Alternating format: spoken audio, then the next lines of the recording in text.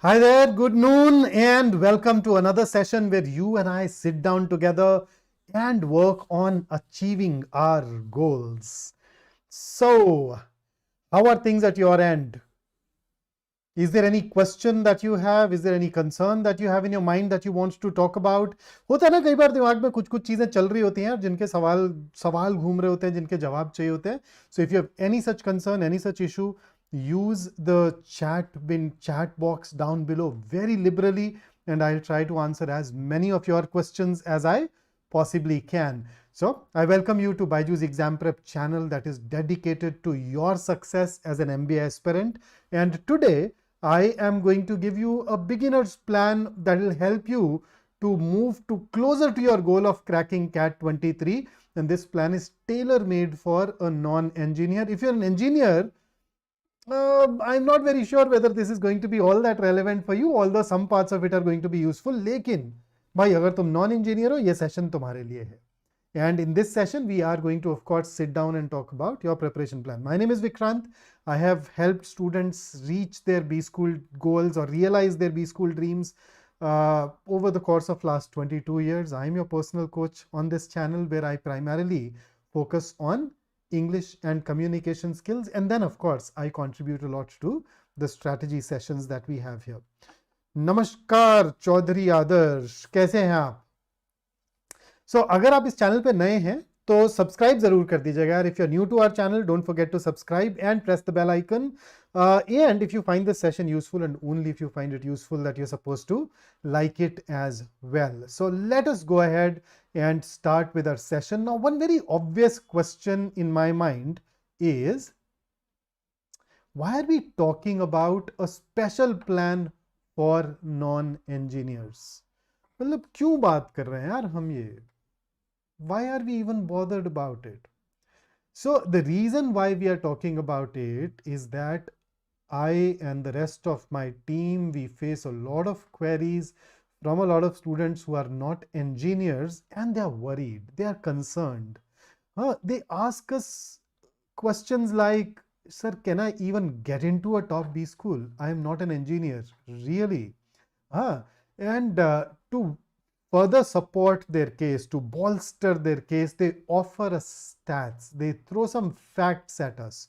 Okay, facts like what percentage of a batch at these premier colleges, particularly IIMs, consists of engineers?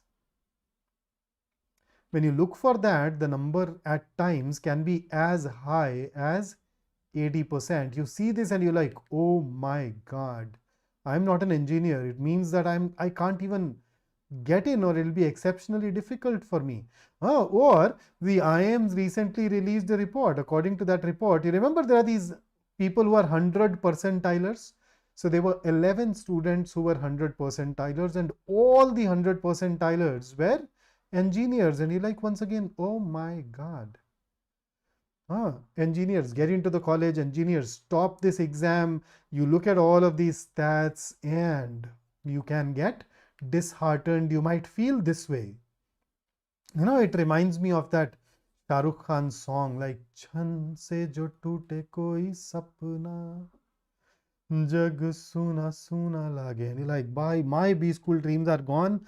I am not an engineer. I can't get in. But that is not the entire picture. Yes, these facts are right, but let me give you some more facts. So here is one fact for you. This is the batch composition at IIM Ahmedabad, and let me take you through this. So batch that started in 2020, 76% of the students there were engineers. Only 24 were non-engineers. But then look at what happened in 21. There was a dip of 3.5%. So 3.5% fewer engineers. And look at what happened in 22. Only 66.5% of the batch consisted of engineers, and the non-engineers increased. So, and this is a trend all across. That's IIM Ahmedabad. Here is something about IIM Bangalore. So see this. Dipped to 72% from last year's 87%. So the colleges want non-engineers, they want diversity, they keep on telling it to you, and they are willing to take you in as a non-engineer at even a lesser percentile. You don't even need to score as much. Seriously. Now you realize one of the most, in fact, if I were to look at it this way, I'd say that perhaps the people for whom it is the most challenging to get into an IIM are people who are engineers, particularly people who are GEMs, general category engineering male. I have seen these cases where an individual scored a 99.7 percentile in the exam, and even then he was not called because his profile was not all that great. So as an engineer, if you want to get in, man, you need to get an amazing percentile, and then you also need to back it up by a sound profile. Whereas if you're not an engineer, you have an advantage. Your percentiles, all else being equal, your percentile requirement is not as stringent. You will end up getting a call at even a 0.5 percentile, in some cases even a 0.9 percentile less than a comparable engineering candidate. So they very clearly, very clearly want you in, and they show it through their percentiles at which people are being called. So if you're a non-engineer, that is something that should give you a lot of heart. Not only that, yes, all the 100 percentilers were engineers, but then what if we drop down a couple of rungs below? What about 99.98 percentile? And this is where we start catching up with non-engineers. So you notice, out of the 22 people who got this score in CAT 22, 15 were engineers, but 7 of them were non-engineers. So you can definitely go head on head with them no matter what. So if these other alternate facts that I've shared with you, if they're true, why is it that so many engineers get in?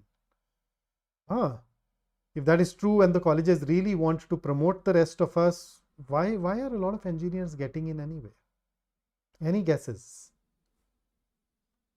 So since I've been teaching for donkey's years now, 22 years and going strong, there are certain things that I have observed about engineers which chances are making them more successful. So what are those things? So engineers are getting in because, number one, they have experience of competitive exams, and that experience can come in handy. See, most of the engineers, when they get into a college, they did that because they wrote an admission test. Whereas a lot of other streams do not have those admission tests, and therefore that experience occasionally gives them some edge. Then engineers end up starting their preparation early. So typically when I go to an engineering college, you'd see first year everybody's relaxed, especially first semester. The results when they come out, oh, that's a shock for so many of them, and then they start studying. But by the time they are through with their second year, they notice that others around them have started thinking about their careers. So some of them have decided to go and maybe write GATE, they want to do an MTech. Somebody would prepare for GRE and would start taking care of his profile. Then there are people who are preparing for certain organizations, going to internships, projects. So somehow those who want to get into management, they end up starting their preparation sooner. Not only that, they're also well supported. They are well supported in two ways. They are going through a course which is based on science, and science gives you that logical, structured way of thinking, which some of those other streams may not teach, may not equip you with. And let us not forget that when it comes to all of these professional degree colleges, you get better support from your seniors. So your seniors tell you what they faced. Your seniors tell you what you should do, which book to follow, when to start. If you're stuck, they'd help you. So they definitely have these advantages, but let me counter those. Point number one, they have experience of competitive exams. You can also get that by appearing for a lot of mock tests. And at BYJU'S exam prep, we do have plenty of mocks. Go ahead, join us and start your preparation early. Why delay? Why can't you start today? And when it comes to developing a structured way of thinking, hey, come on, engineering is not the only way of doing that. Even your everyday life expects you to have a logical thought process. So why can't we do that? Every decision that you take, start analyzing it. You'd not only improve your decision making, which will help you in that, by the way, but you'd also develop that structured way of thinking. And then when it comes to guidance, we at BYJU'S exam prep are there in your corner, and nobody can guide you better than we do.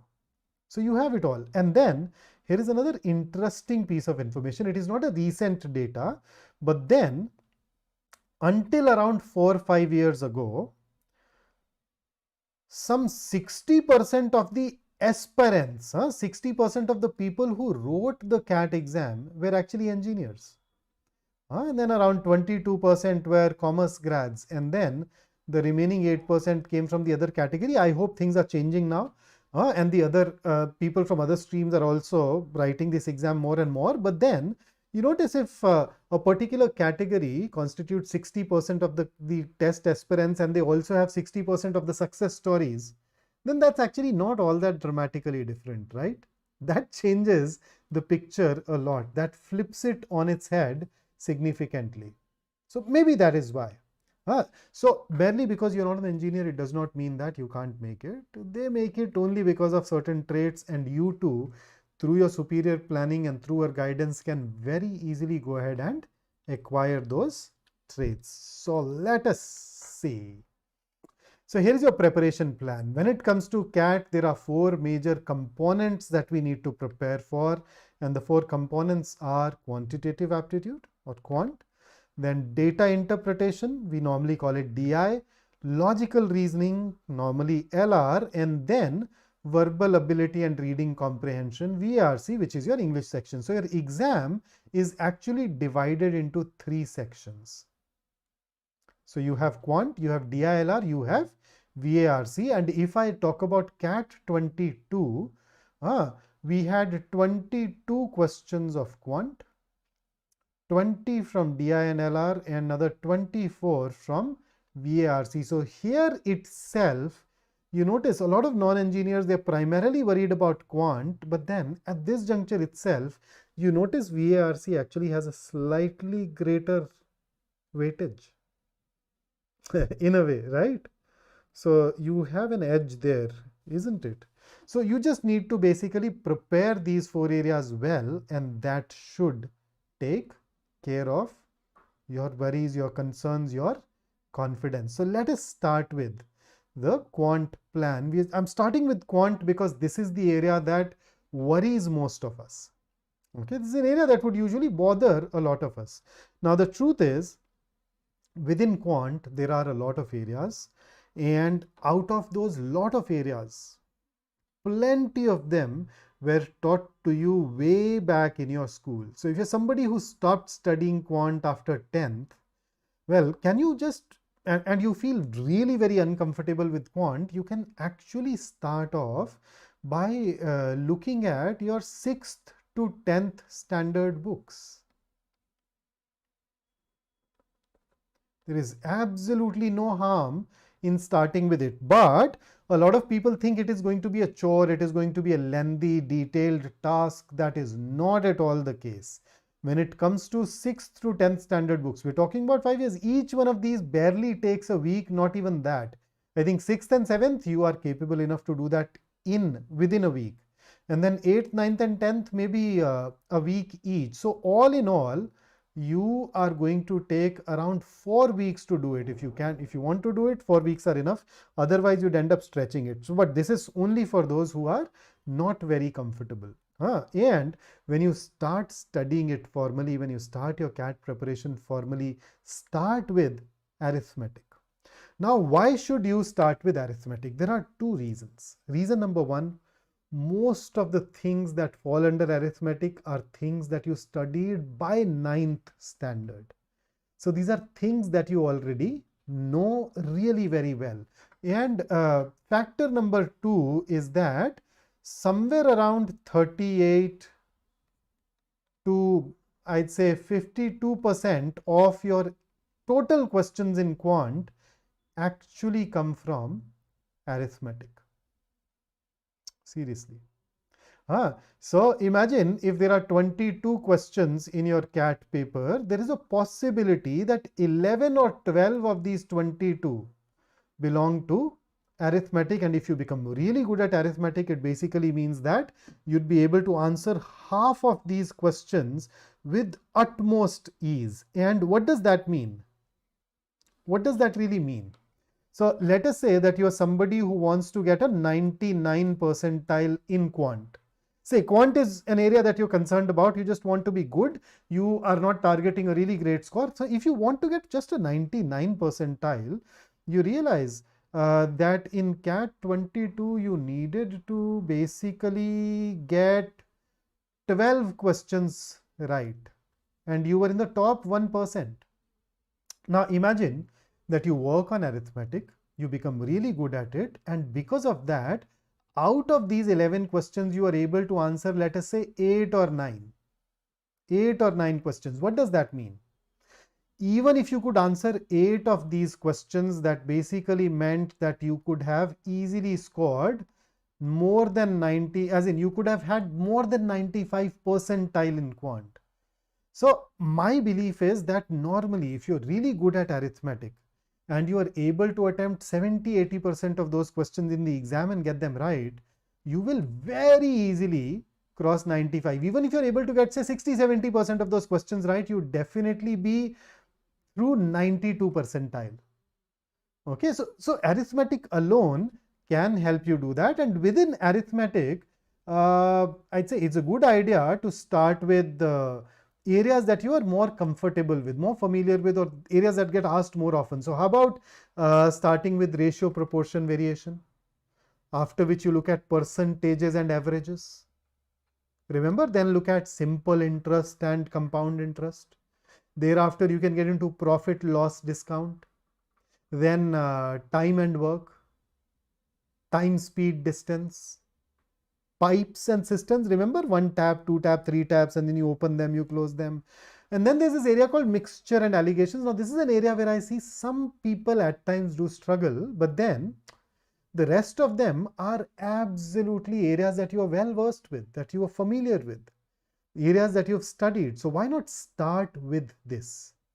So once you're done with the arithmetic, what else should you look at? The next area that you should look at is geometry. So why geometry? Normally you get 2 to 5 questions from geometry. So these two areas alone are going to make you feel really, really very comfortable with your overall preparation. And what are we supposed to study under geometry? Remember, circles, triangles, and polygons, a bit of lines and angles. Maybe if I throw in a bit of coordinate geometry. So coordinate is something that you may not be very comfortable with today, but come on. Circles, triangles, polygons. You know something about these even today. And the base, let's not forget, it is quant, it is not maths. So the base is logic. As you become stronger at logic, you'd automatically start becoming more and more comfortable in this particular area as well. And thereafter, you can get into algebra. Now, this is an area where the syllabus may go beyond 10th as well. But then start with linear and quadratic equations, polynomials, and then maybe things like maxima, minima, inequalities, functions. So algebra also contributes a fair bit of questions to our exam. So that is something that can help you immensely. So you can look at that. And then you basically left with 2 more blocks. One is number system and the other is modern math. So modern math is probability, permutation, combination. Admittedly, you'd get 1 or 2 questions, maybe 3. But in a difficult exam, it helps if you know everything so that you do not miss out on any easy area. Okay, so that you don't end up missing out on any easy area. So arithmetic is really important. Probably the highest number of questions that get asked from here. Algebra is the next category, which is actually very important. And then geometry, but I'm giving you this other alternate sequence because let's just build on our strength. And then at the same time, keep in mind the contribution that that area actually has to a particular exam. So that is how you can actually progress. So you can start with NCERT if you want to, thereafter pick up one resource and then follow that resource thoroughly. I would absolutely love it if you choose to work with us, as we believe we offer you one of the most exhaustive and well-structured course with immense practice. But stick to one course first. Work with one teacher, one resource first, and go through all of these things, and that should help you immensely. Then let's talk about logical reasoning. So the truth is, we all are already fairly comfortable at logic. We use it in our day-to-day life, but we need to make that a habit. So what do? Start doing things that sharpen that logical ability. So it can be, working with a Sudoku that comes in the newspaper.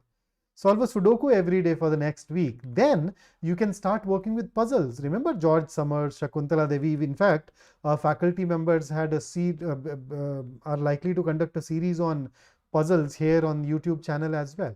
And then you can start with some easy areas like blood relations, directions, then arrangements. Remember 7 people and you need to make them sit in a particular order. Matrix arrangement. Where you have multiple factors that you need to keep in mind and then arrange things. Order and ranking, games and tournaments, grouping, binary logic, and then of course let's not forget clocks, cubes and calendars. So I very recently appeared for Maharashtra CET, and in slot 3 we actually happened to have quite a few of these questions. I think 3 questions were from cubes, another 2 to 3 from clocks. I don't recall any calendar question, but that's a lot. Okay, so work on these things, and normally, so over the course of next 2 to 3 weeks, just become comfortable with thinking logically. After that, you can pick up each one of these areas one by one, give a certain number of hours to them. So when I say, let's say arrangement, now I'm saying if you devote 10 hours to arrangement, should be fine. 10 hours should basically mean that you end up going through some 20-30 sets, which is a lot, right? And that should make you feel comfortable with this question type. Once you're comfortable, move over to the next question type and the next one. And for most of these, I think devoting 10 hours is generally sufficient. Okay. In all probability, chances are that most of you are likely to be comfortable within 4 to 5 hours as well with some of these areas. So the moment you're comfortable, the moment you think you have a 70% accuracy now, you can actually move over to the next area. And in your second pass, when you work on mocks, etc., you can use all of that as feedback and then move towards an 80-90% accuracy. Thereafter, we have a puzzle. Let's just solve a puzzle together. Okay, so here's a puzzle. One fine day, there was an insurance salesman. His company asked him to go to a particular territory and conduct a survey because they wanted to launch a new product for children, a new insurance policy that was aimed at those parents who had children. So his target of the day was get 50 forms filled. He started in his territory at around 3:40 p.m. He felt a little tired, so he went to a tiny hole-in-the-wall joint and ordered himself a cup of tea. And when he was waiting for the tea, he started counting the number of forms that he's managed to get filled, and he was pleasantly surprised to see that 49 of those forms were already done. He was left with just one more form, and he was through with his work day. That thought excited him. He finished his cup of tea, looked around, saw a house, went there, rang the doorbell. The door was answered by a lady, and he forgot all his decency, all his decorum. He saw the lady and he asked, "Ma'am, do you have children?" Now the lady was a little taken aback, but out of that force of habit, she said, "Yes, I have 3. And then he asked the next question, "What are their ages?" At this juncture, the lady regained her composure and she was like, "Who are you?" Why are you asking me all these questions? कौन है भाई तू? क्यों पूछ रहा है मेरे से ये सब कुछ? So the salesman realized his mistake, the error of his ways, and he apologized, and then he shared his situation with the woman that 50 forms, 49 done, one left. If you help, I can go home immediately. Otherwise, God knows how many people I'd need to approach further. So she was a kind woman. She agreed. She said, okay, bhai, tu bol raha hai to aisa. So I'll help you. But then you've been rude to me at the beginning. So I'm going to give you a clue. If you can figure out the answer, great. Otherwise, find someone else. Well, salesman did not have much of a choice. He agreed. So the lady said that, okay, I have 3 children. The product of their ages is 39. So let's say if we call them A, B, and C, the product of their ages is 39. Now the salesman thought and thought and thought, but he could not figure out the answer. So he asked the woman, ma'am, can you please give me one more clue, just one more clue. So the lady said, okay, the sum of the ages of my 3 children is equal to our house number. Now the salesman did not know the house number, but he went out, he looked at the house number and then came back a little dejected. Said, ma'am, I'm not able to figure out even now. Can you give me one more clue? Please, one more clue, please. So the lady said, okay, so here is the last clue. Don't even ask me, bother me for another clue. If you can figure out, great. Otherwise, leave. So the third clue that the lady offered was this. She said that, oh, my eldest child plays the piano. Now, the moment the salesman heard it, he became happy. He wrote the ages of the 3 children and he went home. So, what do you say? What are the ages of these 3 children? Come on, guys, tell me. What are the ages of the 3 children?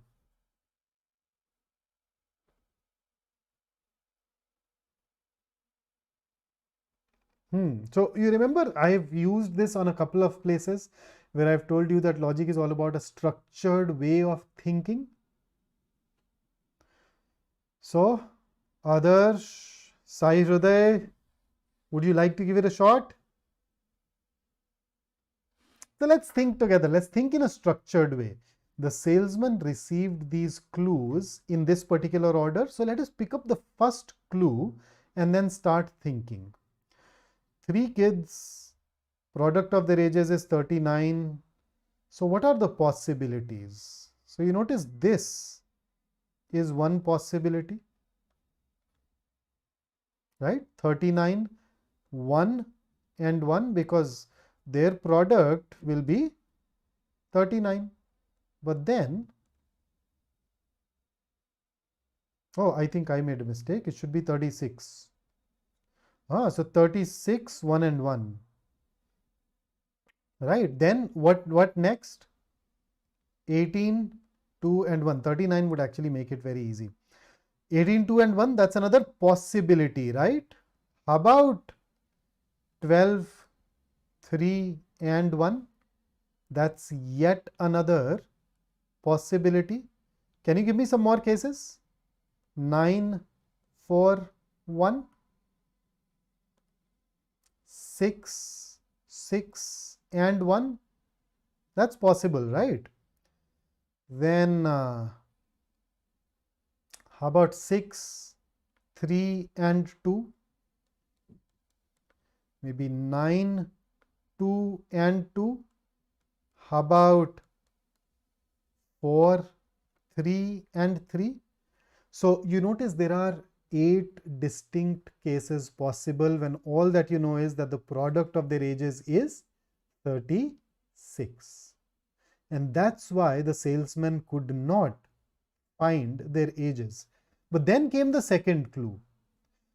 The sum of their ages was equal to their house number. So let's look at the sum of the ages. So for the first case, it's 38, it's 21, 16, 14, 13, 11, 13 and 10. Now tell me, you and I, we do not know the house number, but the salesman did. If the house number is 21, what are the ages of the 3 children? There you go. Oh, what if the house number was 14? Then the ages 9, 4 and 1. Okay, what if the house number is 13? Ooh, now you see. Now we are not sure. Now it can be either the fifth case or the seventh case. So anything other than 13, and the salesman could have figured out the answer then and there, he would not require another clue. So the house number must have been 13. And now when you look at the third clue, my eldest child plays the piano. In the fifth case, 6, 6 and 1, do we have an eldest child? We don't. And that is why fifth is ruled out and seventh is going to be the answer. So you see that. So engage in more of these activities and you'd gradually develop that internal mental discipline to proceed in a very specific, very structured manner to take on the various problems that you encounter.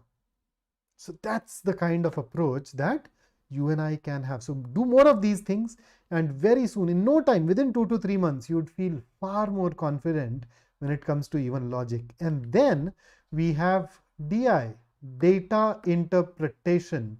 So at the end of the day, what is DI? DI is all about visual representations of data. So the first thing that you can do is become comfortable with these representations. So for the next month or so, every day, pick up one such representation of data visually. So what can that be? It can be a bar graph, line graph, or a pie chart. Pretty common, right? It can also be a table or a caselet. So pick up some of these, one of these every day, and just spend some time studying it. See what is plotted on x-axis and y-axis. Look at the values, generate your own questions and answer them. Do that. I'm not even asking you to spend a lot of time. Even if you spend some 5 odd minutes with a visual representation, within a month, you would have that comfort level. One glance and you'll know what it talks about. A lot of us miss out on that. So spend time with bar graphs, line graphs, pie charts, tables and caselets. And then after a while, start solving one set every day. Okay. And there are different types. So go topic by topic. The ones that I have written here are the most frequently asked representations of data. So start with these, but then move beyond. Okay, you can eventually get into roots and network questions. I've seen people who do not practice them adequately. Then there are these Venn diagrams that you can work on, radar and column charts. These are the fancier varieties, right? And then do not forget to work on your calculation skills, especially your ability to deal with approximations. So know your tables, your percentages, your reciprocals, your squares, your cubes, and then in general, make sure that you engage in calculations every day. Keep challenging yourself. For example, what is the 7.7% of, say, 2600? So what's the 7.7% of 2600? Now, I'm sure all of you have the ability to solve it. You can do that very easily. It'll probably take you 30-40 seconds. But when I see this, you know what I see? I know that 1 by 13 is 7.69%, which means 7.7% is nothing but approximately 1 by 13. So 1 by 13 of 2600 is 200. So my answer is around 200, but it's an answer of 7.69%. We needed 7.7%. So it's going to be 200 point something. And that's about it. It's going to be a little on the higher side. That's it. So if you know this, you notice how significantly fast, or how significantly faster you can be when it comes to all of these visual representations. So work on that. So once again, tables, percentages, reciprocals, squares, cubes. These are the kind of things that I want you to be comfortable with. Okay, so work with these things to begin with, and then let's get into your VARC plan, the fourth and the last section. So we'll start with reading comprehension because that's the dominant part. So all that I want you to do is read a lot. Read for at least 25 minutes every day. In case you have this question about what to read, well, one of the things that you can read is long form articles. So you've heard of this website called Eon Essays, New York Times, Guardian, Smithsonian, okay, Scientific American. So here are these 5 resources. Okay, go to these 5 websites and make it a point to read something or the other from these for 25 minutes a day, and make sure that you're reading diverse things. So I personally use Eon Essays a lot for philosophy and psychology. I read Guardian to read more of history, culture, art, science. So all of these. So make sure that you spend enough time and read different areas. But then long form articles are just one thing. You can also read books, which is going to be absolutely amazing. So if there is an area that gets asked very frequently in the CAT exam, and we have taken sessions on that where we've given you a detailed analysis of what gets asked, what does not get asked, which areas, which genres are used more frequently. You can look for those sessions here on YouTube. You'd find it somewhere. So you'd notice that there are some areas which you may not be comfortable with. How about anthropology? How about philosophy? How about psychology? How about passages based on zoology, technology? If there is an area that you are not at all comfortable with, it makes a lot of sense to read a book from that particular area. So long form articles and books. Apart from that, make sure that you attempt 10 RC passages every week. So I'd say Monday to Saturday, attempt 1 RC passage, but on Sunday, sit down and let me write each day, otherwise some of us may misinterpret it. 4 passages in a single seating. So it's not that you would attempt 1 in the morning, 1 in the afternoon, another couple of them in the night. No, all 4 passages in one go sitting together. Agriculture's 12th is compulsory for CAT. Yes. So when you say 12th, completed diploma in agriculture. See, at the end of the day, if it is considered a 12th equivalent, if on papers going by the UGC guidelines, you are in the final year of your graduation or a graduate, you are eligible. So whether you did a diploma in 12th or something else, that's immaterial. Okay, so definitely, as long as the law of the land says that you are in graduation, final year, or in the final year of graduation or graduate, you can definitely write it. So 10 RC passages every week. Apart from that, I want you to focus on verbal ability. So in the CAT exam, these are the 4 questions that we get asked. You have them on the screen: para summary, para jumble, paragraph, odd one out, and para completion.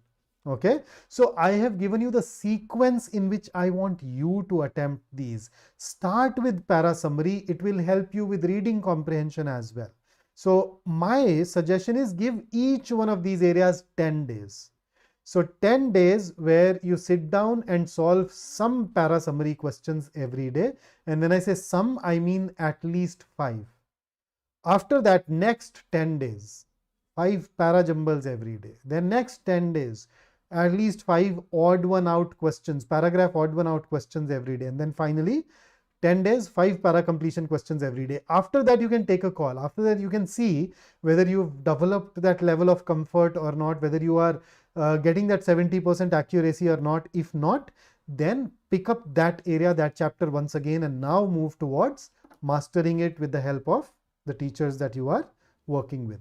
Okay, and then although CAT does not have direct questions from vocabulary and grammar, these are also quite important for us.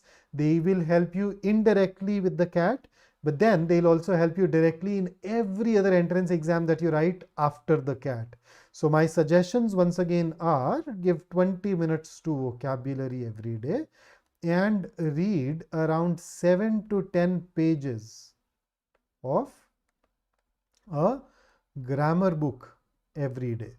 So start doing that straight away and then tell me how it goes for you. And in case you're wondering from where I can practice all these questions, you asked me to work on Quant, DI, LR, VA. The answer is actually pretty easy.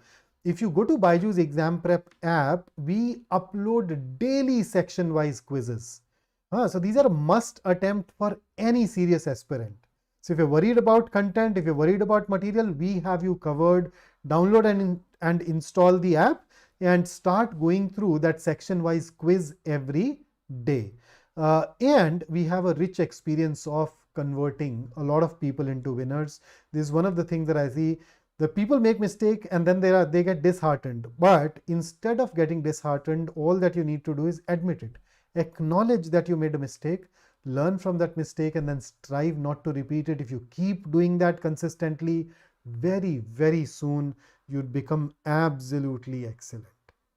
And if you want to be one of these, and that's just one slide, we have plenty of other success stories from our online classroom programs. Then we have started our CAT 23 batches. As you can see, it's one of the most comprehensive programs that you can see. More than 200 hours of live classes. Then you get more than 300 videos available to you in the recorded form that cover the concepts from a very foundational perspective, where we start from basics. Then more than 10,000 practice questions, more than 75 mocks, and those mocks also happen to have detailed solutions. And yes, the course also includes your preparation for group discussions, interviews, and VAT. So easily one of the most comprehensive programs that you can join. And to make it easier for you to join it, we have a next scholarship test that is happening tomorrow. So tomorrow at 7, you can sit for this scholarship test and get up to 90% off, right? And in case you're somebody who's going through your graduation or is working, you want to start with your CAT prep, but you're not very sure of how to manage it along with your studies or your job, then Saral sir is going to talk about that management in great detail on 4th of April at 7 p.m. You can register for this session and benefit from it. Additionally, we are also starting our next series called 500 Most Expected CAT Questions from 6th of April onwards. Make sure that you join in and benefit from that. That'll be on our YouTube channel itself. So that's it from me today. We are wherever you are. If you have any question, you can reach out to us on any of these platforms. And once again, if the session was useful for you, don't forget to like it and do share and subscribe. So until I see you next, stay safe, stay focused, stay in touch. Have a great time, a great day ahead. See you soon.